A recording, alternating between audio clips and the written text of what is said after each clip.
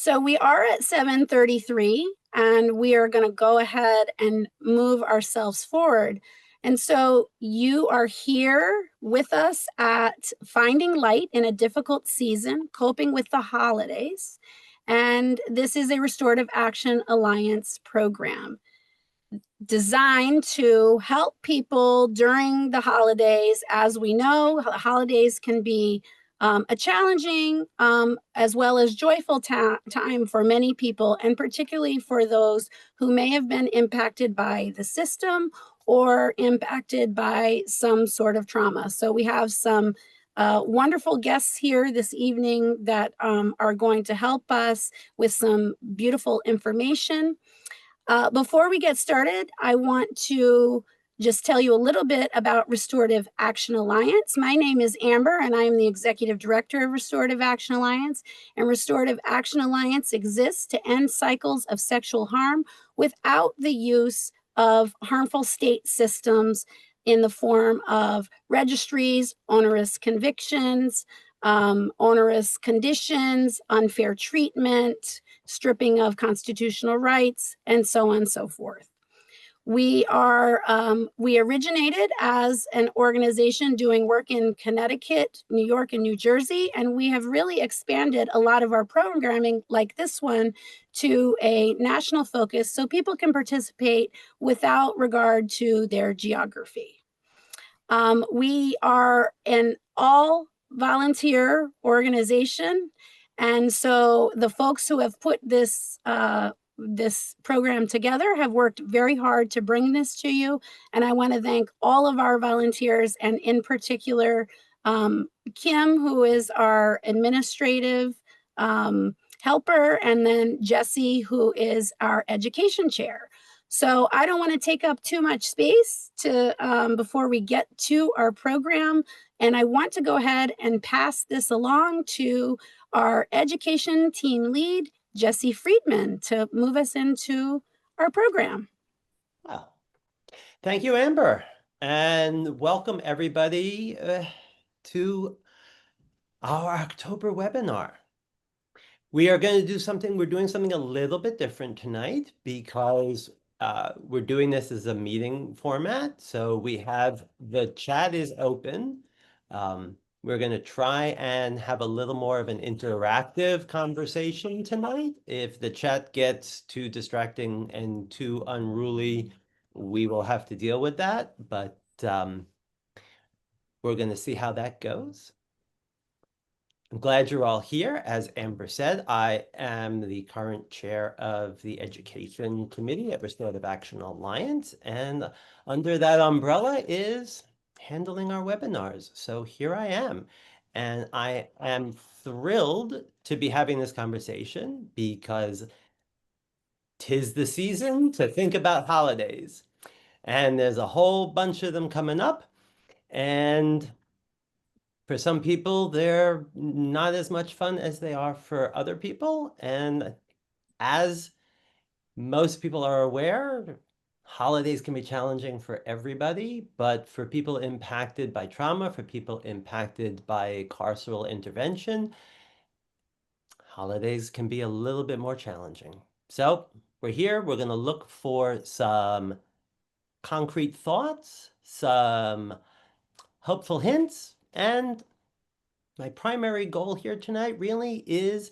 that if holidays make you feel alone, hopefully you'll come away from this conversation realizing that you're not alone in feeling alone. So with that brief introduction there, I am going to turn to introducing Larry Menzie. He is a licensed clinical social worker with over 30 years of experience. In 2003, he and a fellow social worker founded the Queens Counseling for Change, where he is the co-executive director, and the New York Counseling for Change in Queens, New York, as an agency specializing in treating the responsible party accused of or at risk for engaging in violence. As a clinician, Larry Menzie has been involved in the care of thousands of individuals providing services for problematic sexual behaviors anger, bias, intimate partner violence, and community and family violence. Larry has assisted several agencies in their development of practices and procedures related to the treatment and supervision of problematic sexual behaviors. And with that little bio, I am going to turn this over to Larry and give him an opportunity to introduce himself. Thank you, and thanks for that. I usually don't go through go through such a bio, but for these purposes, it is good to know, why I'm being asked to speak on these things and these matters. I want to say that, in working with my agency since 2003, we have consistently stopped all kind of sessions and always focused on almost every holiday because every holiday has something to it. July 4th is different than Thanksgiving. Labor Day is different than Halloween. And so, this is something that I have been talking to folks about for years. And so I'm excited to share it in this space as well. All right. Thank you for being here, Larry. Our other guest panelist tonight is Nancy Miller, and I cribbed a little bit from her Psychology Today profile, which I'm going to read for you all. Nancy wrote, "I'm not like other therapists you may have been to. My dedication for helping others has been fueled by the adversity in my own life. I enjoy working with adults who are motivated to find a solution to alleviate their depression, anxiety, ADHD, PTSD, and self-harming behaviors. I have experience working with bipolar disease, pornography issues, infidelity, and betrayal trauma, as well as general life transitions. I have a particular interest in helping individuals rebuild a productive life after incarceration, particularly if that includes supervision by probation and/or being subjected to public registries. I have a special interest in helping anyone who is registry impacted, including family members, adjust to their new life. I appreciate humor, even the dark kind, believing that laughter is good medicine." And with that, I will turn it over to Nancy to say a few of her own words to introduce herself. Thank you, Jesse. My name is Nancy Miller. I'm a licensed independent social worker, which I think is the same thing as Larry, but I have way less professional experience as he does. But I bring to the table my lived experience. I founded a new agency in Des Moines. I call it MYOB Therapy and Consulting Community in Des Moines, Iowa. MYOB stands for Mind Your Own Business, and that's what we want to encourage people to do in this field, is take care of yourself and everything else will work out fine. My practice focuses on supporting people impacted by the sex offense registry and their loved ones. My interest in this work isn't just professional, it's also personal. I know firsthand how isolating and overwhelming the holiday season can feel when legal restrictions, stigma, or family dynamics creates barriers to connection. That lived experience, my husband was on the registry for 8-ish years, combined with my clinical work, which started after his conviction, that shapes everything that I'm going to share tonight. So it's not just about identifying challenges, but it's about finding hope and practical ways to cope. Together, we'll talk about emotional triggers, planning ahead, and creating new traditions that honor your needs. So I'm happy to be here alongside Larry, who I'm really excited to get to know better. And hopefully we can form some working agreement at some point in time. All right. Thank you, Nancy. Okay. So let's jump on in to talking about how to manage dealing with the holidays. As we're all generally aware, the holiday season can be emotionally challenging.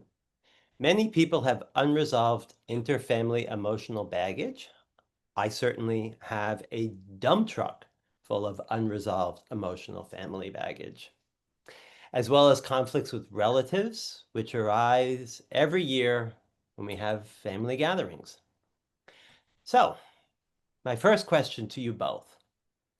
What are one or two restorative healing practice pieces of advice that people can carry with them, which could foster some healing, or at least soften those rough edges of challenging family gatherings?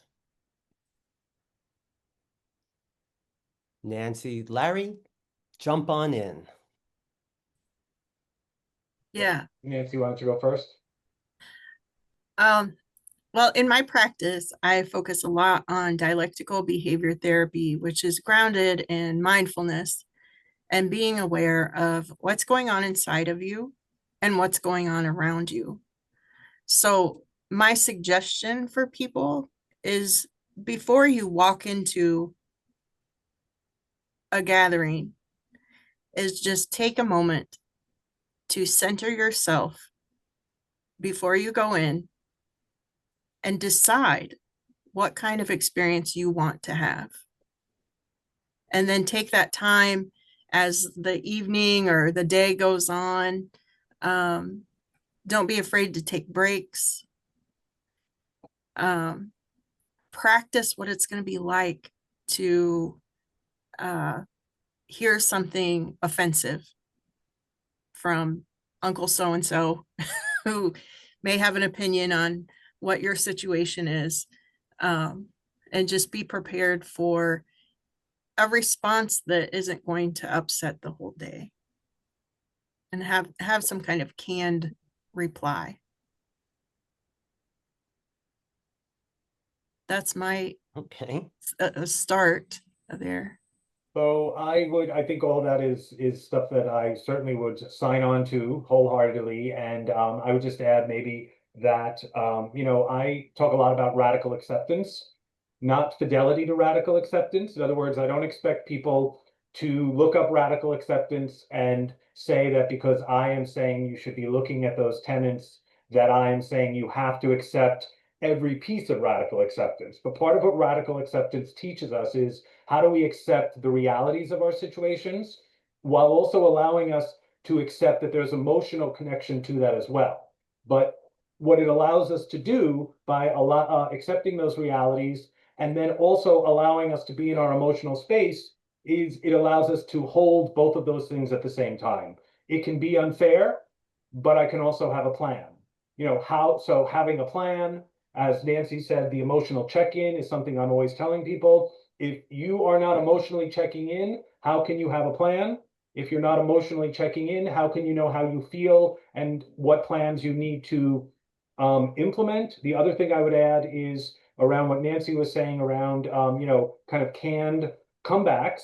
I would say thinking about, are there family members that can support you so you don't have to do that? In other words, someone starts to drink too much, there's already an arrangement and agreement that someone else will take the accountability for taking that person and saying, you know what, let's go into the other room and talk a little bit. The last thing I want to say on this is you have a right to be there and you also have a right to leave.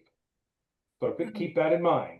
You can leave, even if it's not your fault, and even if someone else is being disruptive and disrespectful, you still have a right to leave and let others deal with that, or just say, I'm not going to deal with that. So I hope that's helpful.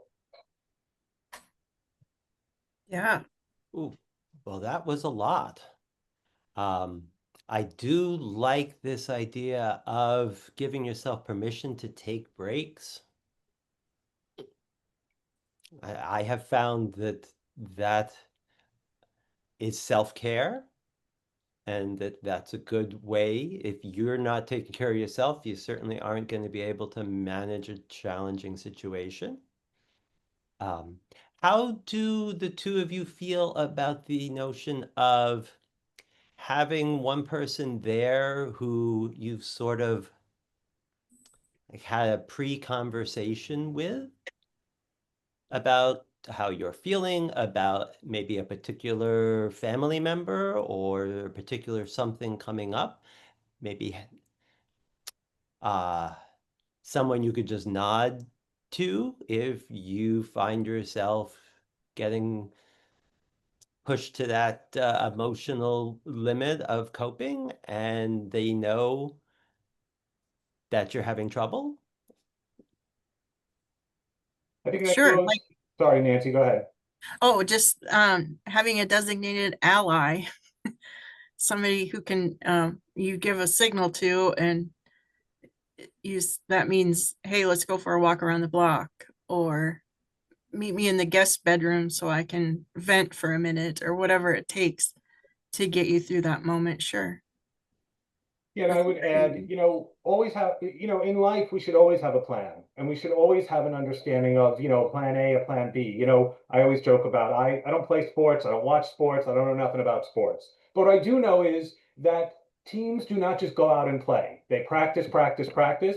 They practice every conceivable possibility because that's what makes them better in the moment when they, as a team or as an individual within that team, need to execute the next step. There's no reason why, as individuals, we shouldn't take that level of seriousness as well, especially if we're newly returning home. Maybe this is the first holiday event we've been invited back to in a while. So, as much as someone wants to see us out of character, we can remind ourselves going in of the things that are important to us, important to be the outcome of this event, not the importance of getting the last word in with someone who maybe doesn't represent how the rest of the family feels. So again, having a plan and, again, being open and understanding that it is not weakness by going through different steps in the plan. It is actually strength.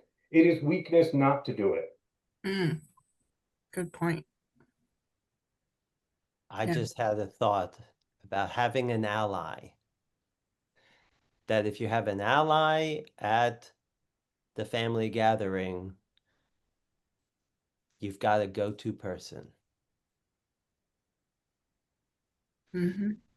Um,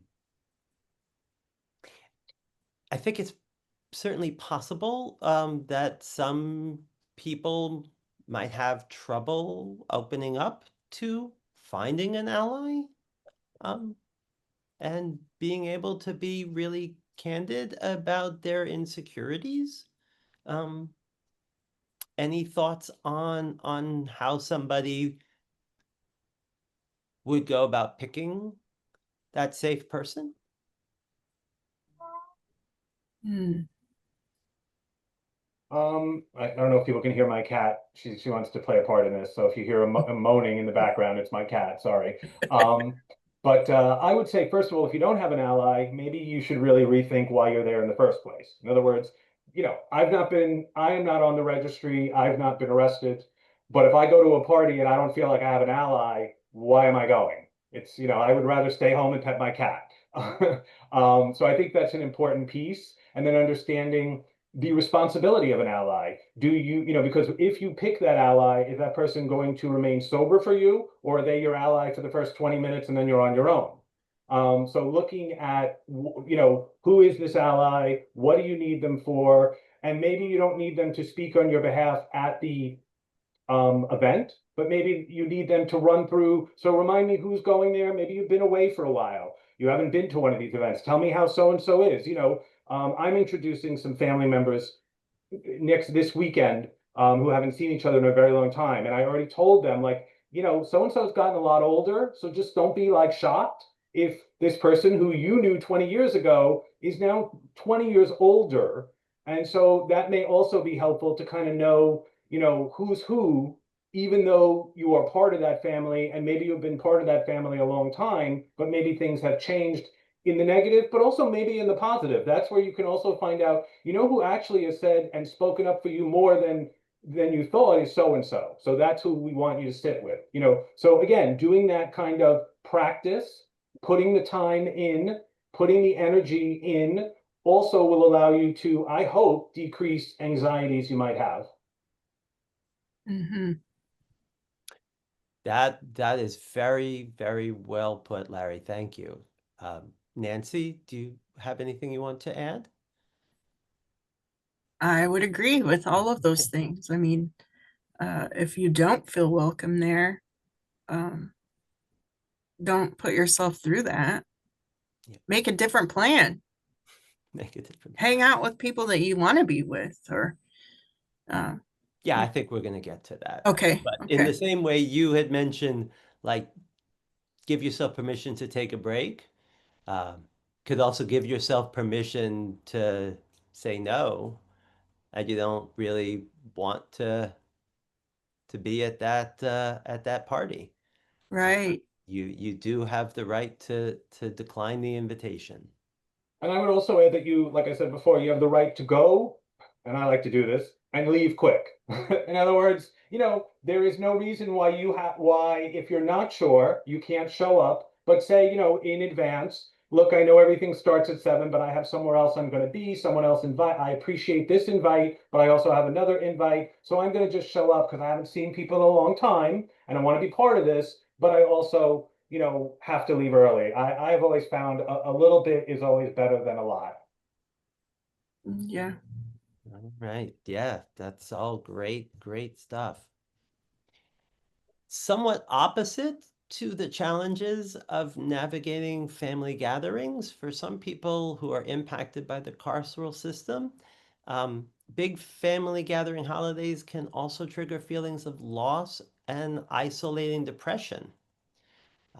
For instance, for a parent who's had to endure forced separation from their children, holiday challenges are not about awkward family gatherings, but the in your face painful reminder of how they're not able to be with, or perhaps even allowed to be with, the families who they love the most. So I'd like to talk sort of the opposite side of the how to navigate challenging situations with relatives, to those feelings of isolation that can come from big holiday events. So Yeah. I would say, I think it can be tough depending on the situation. In other words, I think, we have to recognize that for a mother who is missing their son, who may have acted out against another family member, that's a little bit harder to kind of talk about over the meal than someone who's passed away due to an illness, in other words. So, I think that's all about kind of, again, the planning, the judgment. But I would go back to what I said before about radical acceptance, that we can be emotional while also accepting the realities of the situation. And look, as I tell my clients, there are a lot of reasons why people are separated. People are serving in the military. People are out, away at work. People are, there's tons of reasons. So, and within those reasons, then people decide, what? My family member wasn't here, so we're going to do a second Thanksgiving. We're going to do a second of those, So giving permission to have traditions that maybe don't fall in line with the traditions everybody has always wanted, but what fit the needs and the moments now, to move past all of the emotional anger and maybe feelings of loss, and to what we can actually do. Thank you, Larry. Nancy? Yeah. It just that brings to mind the term disenfranchised grief. A lot of my clients don't realize that's a real thing. Is the pain of loss that society doesn't recognize or validate or allow to be openly expressed. People involved in the incarceration system or the registry, their grief is often hidden, silenced, or judged. So, before the holiday, take that time to grieve your loss because it's real, and share that with someone. And you can talk about it with your therapist or a close friend about this loss that you're really feeling, because it's hard to not be able to talk about that with everyone. I've been through that. Um, it's embarrassing, and there's the loss of that family connection. There's the loss of community belonging, of normalcy and future dreams, and the loss of public empathy because people don't think that you deserve it because you still love the person who caused harm, or you're the one that caused harm and you're being kept from those gatherings, or however it is your restrictions are. So those are really deep, painful wounds that can be acknowledged. I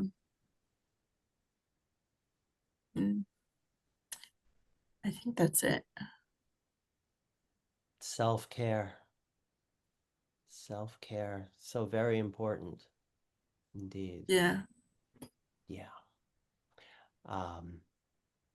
I had somebody who had told me that they have lots of people in their life who know how they feel about not being able to be with their family for Thanksgiving.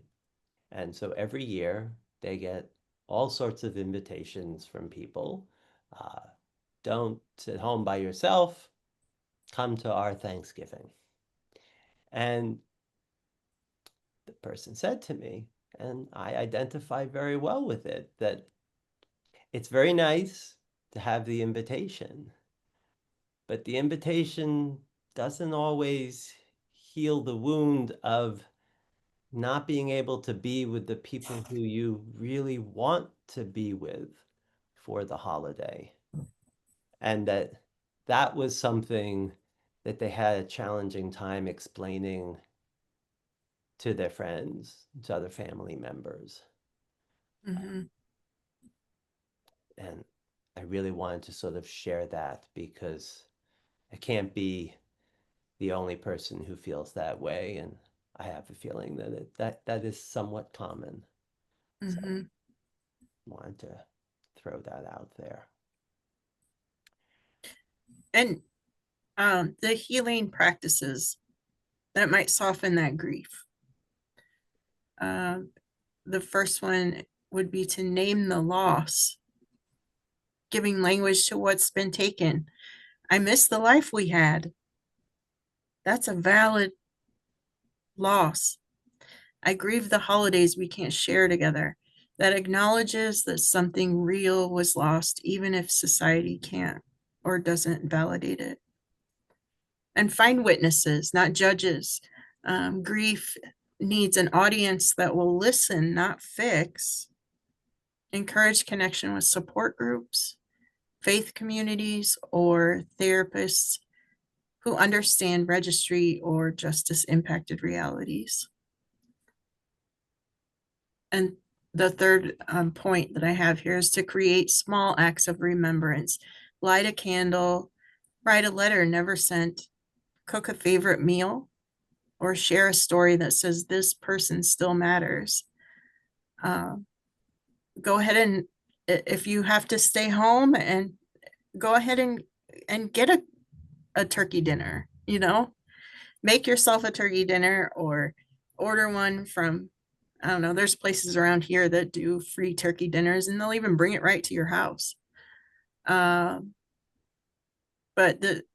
make those symbolic actions to restore dignity and belonging. And that the fourth one here is the dialectical thinking of two things can be true at the same time. Teach families to hold both love and anger. You can love somebody and be angry with them for what they've done. There is hope and there's grief. There's connection and disappointment. All those things can exist at the same time. And some holidays will be better than others, and be accepting of that. And this holiday might be totally different than next year.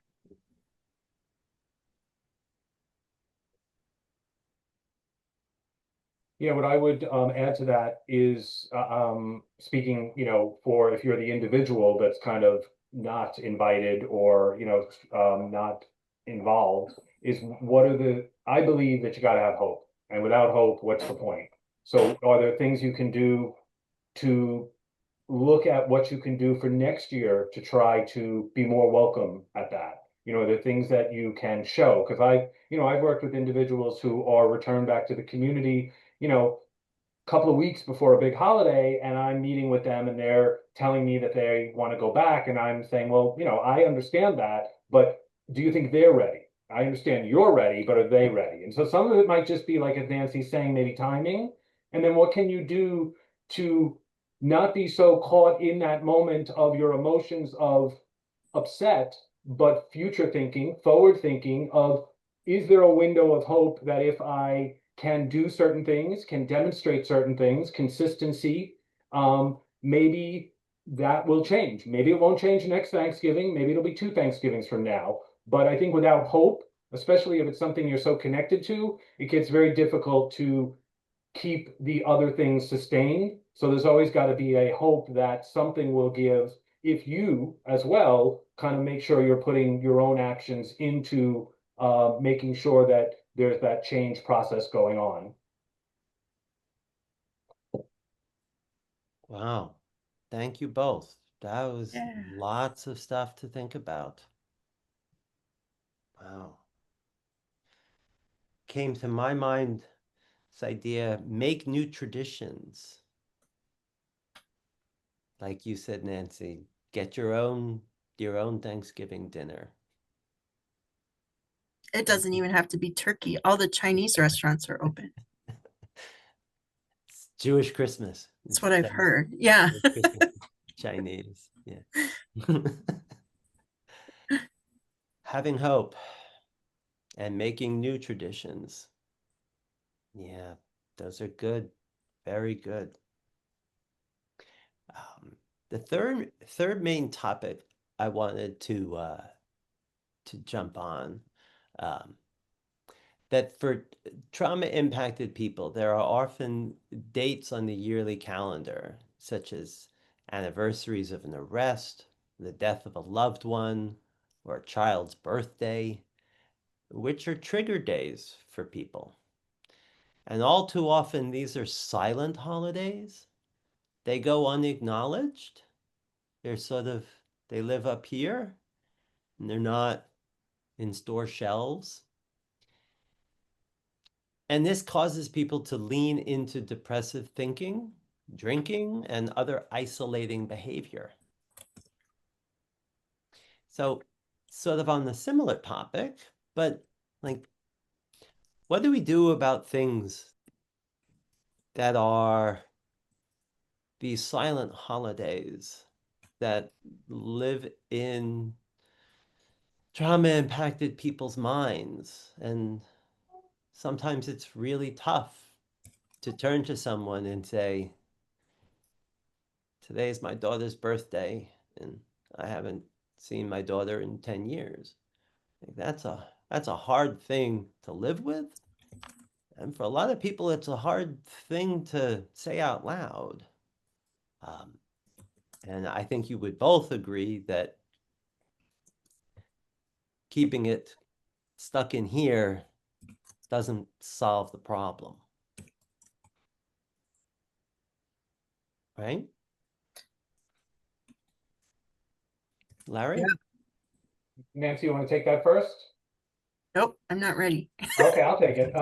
So what I would I do can is keep talking. I think, one of the things that we have at our disposal is so easily now to be able to connect with some of this material that we're talking about. So, going online and looking up the stages of grief, because really when I have talked to people about things like this, I'm always trying to connect it to things that we can accept, because if we can connect to things we can accept, then they are less outliers of behavior. They're less, I hate to say it, sometimes you're less unique. In other words, some of the things I like to remind people is this is what makes you a human being, that you are upset about this. So it's a good thing. Let's, even though it's unfortunate you have to go through this, let's remember you're feeling emotions. You are, kind of experiencing these things. So helping people understand maybe where within the stages of grief or other commonly accepted principles they might fall, how they accept certain things, how they work through some of the denial and anger, and then maybe work through some of the accountability on their end for what they can do maybe again in the future through their actions. So that way, some of these things can become, hopefully, maybe a little bit less ruptured. But also understanding that the stages of grief, what we like about it is that you don't have to go through it in a step-by-step linear. And we can also it also allows people to revisit something. In other words, I wasn't as angry about it, but now I am.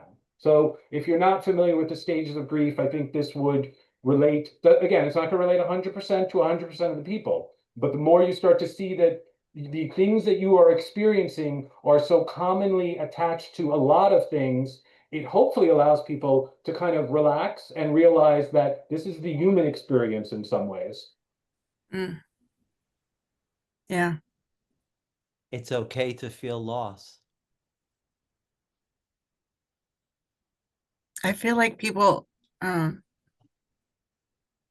we get stuck on the stigma of our losses because it's so unspeakable, you know.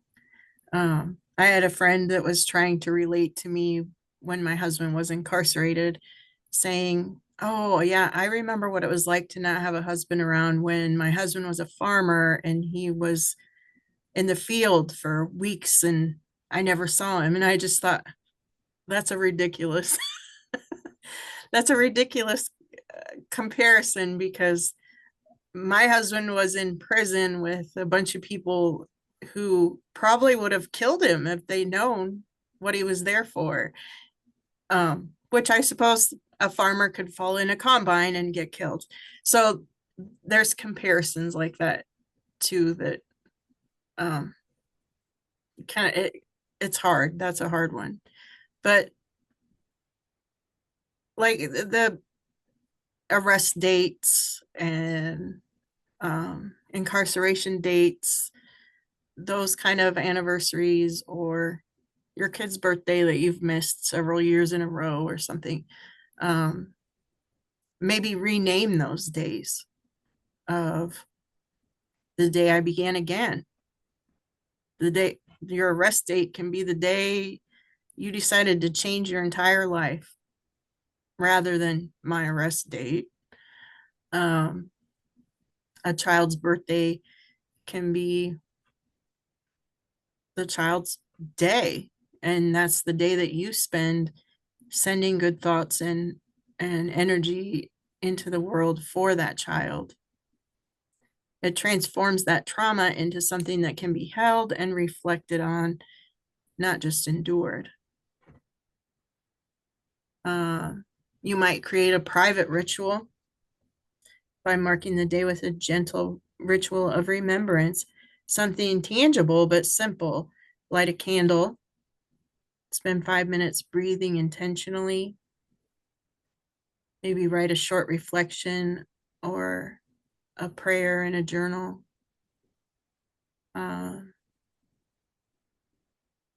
Find a song that represents hope, love, forgiveness.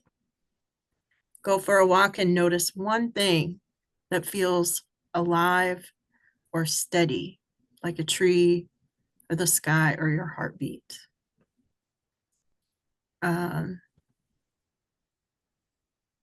Those small consistent actions help the body and the nervous system know I am safe now.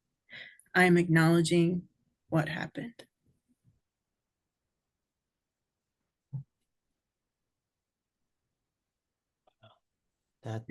That's wonderful. Thank you, Nancy.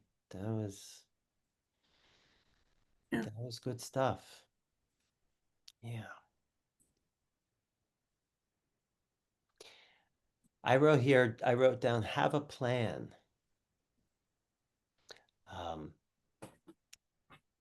For me, Thanksgiving was always the worst day of the year.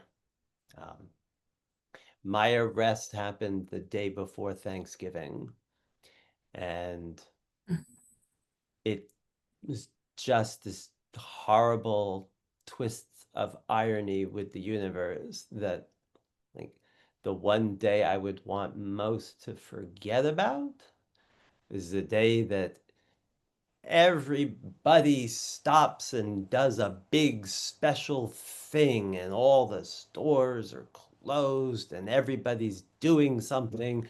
And there is no way to get through Thanksgiving without realizing it's Thanksgiving in the way that, October 22nd can come and go, and at some point you might stop noticing. So I always had to have a plan, something that was going to distract me from the distraction of Thanksgiving. Some years I went to the movies and spent the whole day at the movie theater watching 3 movies, which was a nice way to forget that it was Thanksgiving. And also, along that same line of the stuff we've been talking about, making new traditions. I have friends who we have sort of made it our own little tradition that we have a very tiny Thanksgiving. And it's just the 4 of us, and it's easy and it's safe. And I know ahead of time that it's going to be a safe, easy holiday because we all worked to sort of create this new tradition. And that's really nice. Anything either of you would like to add before we go and see how these polling questions are gonna come out? Some other ideas maybe for if you've got a child that you can't see, maybe you write a letter or get them a birthday card, and you don't have to send it, but keep it in a hope box. You might cook your child's favorite meal, even if you have to eat it alone, even if it's like mac and cheese and hot dogs. um, you can donate to a children's charity or volunteer in their honor to recognize a special day. You can draw or paint something that expresses your love. Visual expression bypasses words that feel too painful. So create a collage. That's what I would do, right, Amber? Yep. Well, the Restorative Action Alliance, we've gotten pretty deep into artistic expression and trying to encourage artistic expression, which Amber, I'm sure we'll talk about when we go back to her for our closing remarks. Jason, are we going to give the polling a shot and see how it works? Okay, so if this is working, you should have a Zoom pop-up that asks you if you want to join the Mentimeter. And if you click join, you should get a question on your screen. Which holiday or special occasion is most difficult for you? Where do we find this pop-up, Jason, Jesse? It should just pop up on your screen. For some people, if you're in the Zoom app, you might get a tab along the top of the screen, one that says meeting and one that says Kim A's Mentimeter. But when we activated the Mentimeter, everybody should have gotten a little notice there that allows you to join, and that should bring up the question, and it's a drag and drop. You can drag the various options into a ranked order. And I see it seems to be working. It's working for some people. Yeah. It seems to be working because I see the results moving around a little bit. So, and then there's a submit down at the bottom when you're done. And let's see, December holidays. Family reunion celebrations is up there. Halloween is thankfully not at the top. Oh boy, see, look, it's moving around. All right. What emotions do holidays bring up for you? Okay, we can enter a word, some emotions. Ah, there we go.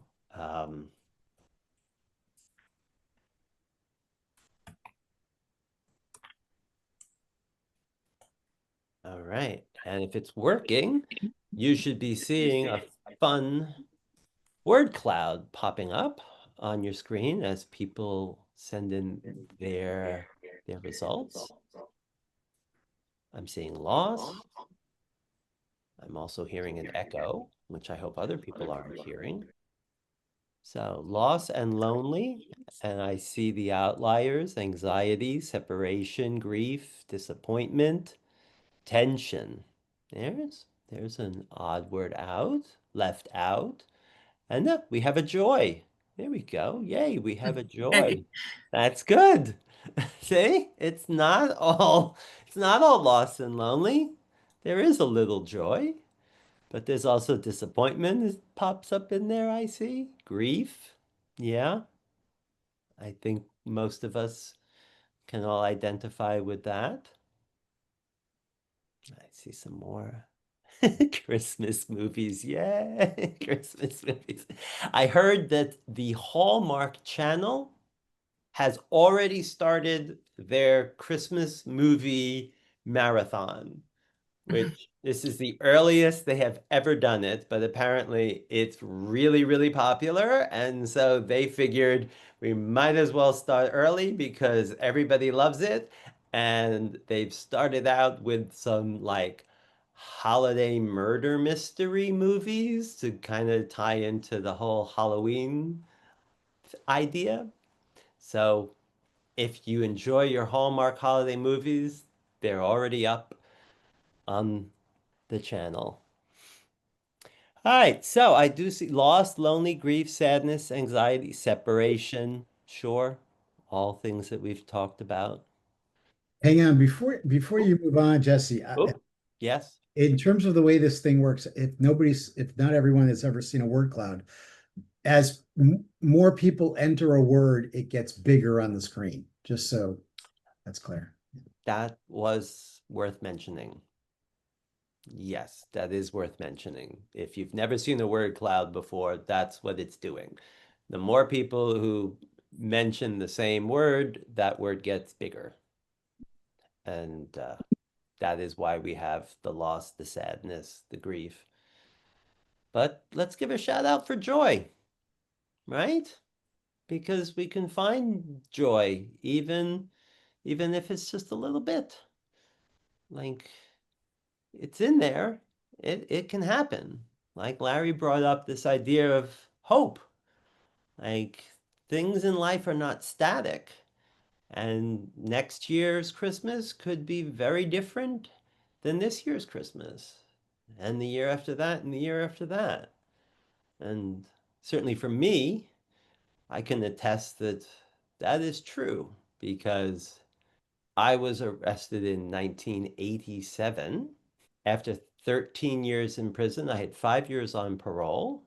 I got released from prison 25 years ago, and it has started to feel like, that was a long time ago now.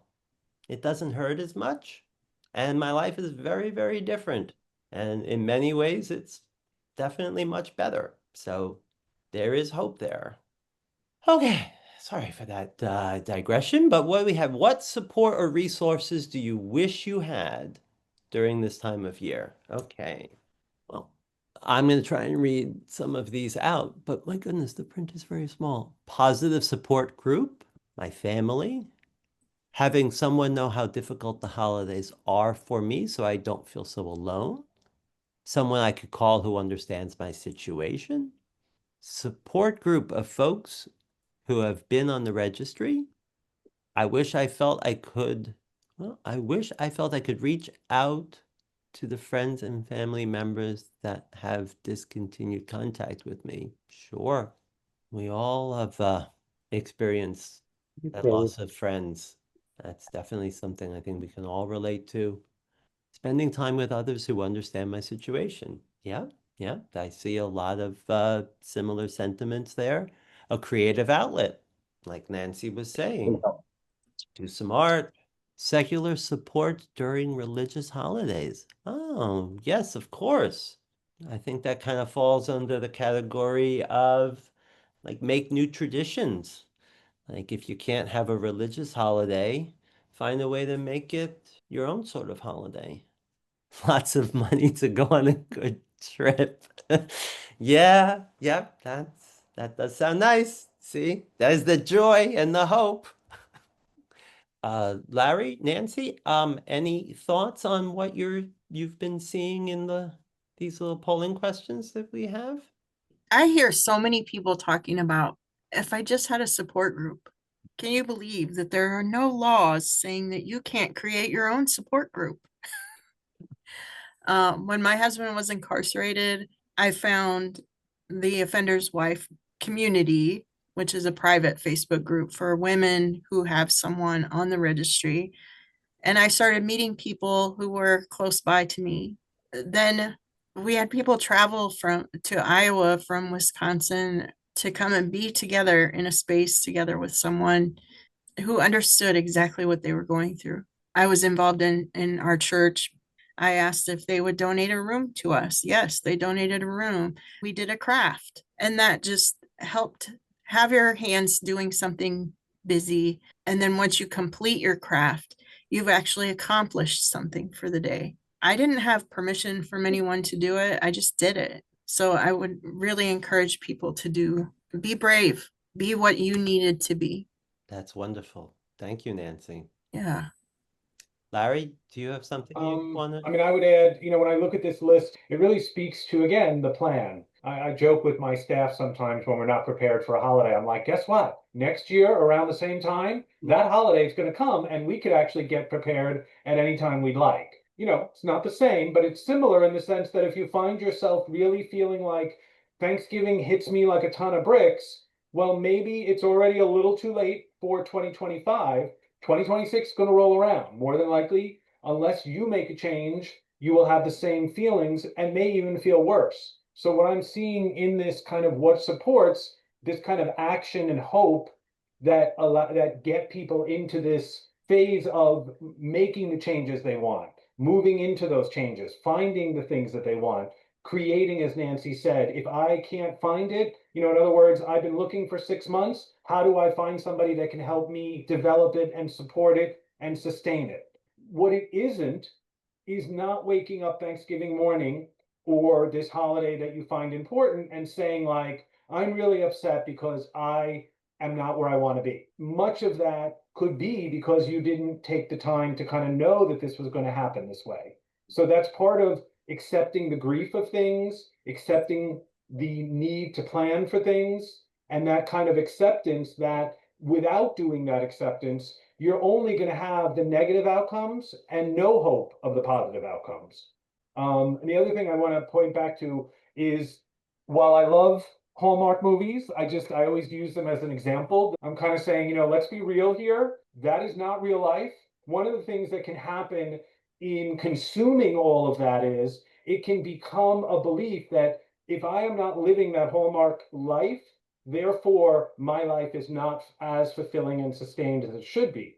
When in reality, those Hallmark movies are the optimal, but I don't think most people live those lives. And so I would just caution people to consume that with the understanding that it's almost a little bit like sugar. You can't have too much of it, and you can't start to believe that it's everything. Thank you, Larry. That's great.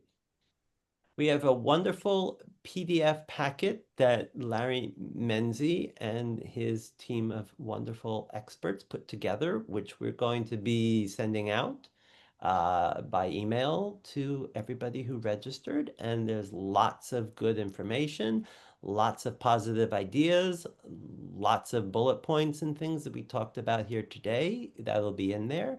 So thank you, Larry, for putting that together. And I am going to turn it over to Amber to wrap things up because she's really good at that. Thank you so much. First to our guests who have joined us here this evening with such wonderful thoughts and expertise that we can share with the community.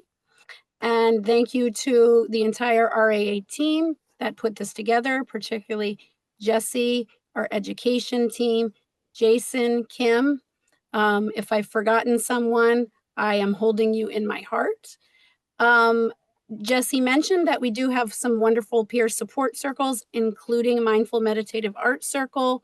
You can find information about programs on our website. We are also doing a wonderful creative expression program called Many Truths, Breaking Down False Dichotomies, that will feature the artwork. Nancy will be in that show. Artwork, photography, poetry. We are having an online gallery opening on November 1st. So please join us for that. And last but not least, and very critically important, I want to invite everyone who has the ability and is able to donate time to help us continue to bring these things to our community. Talent. If you have expertise and want to get involved with us, please join us at our general meetings that happen on the second Thursday of every month. And finally, if you have the ability to donate money, Restorative Action Alliance does not operate within the system or accept money from the system. Therefore, we need the generosity of individuals to continue to do what we do. So I would say, don't think you're going to donate later. Go ahead and go right to restorativeactionalliance.org right now and make a donation if you are able. That will allow us to continue to do the things that we do. So with that, I want to thank everyone here for showing up, doing all that you do, and keeping those positive reframing, engaging with a lot of these strategies that were shared here tonight, and reach out to Restorative Action Alliance anytime at hello@restorativeactionalliance.org. Good night, everyone.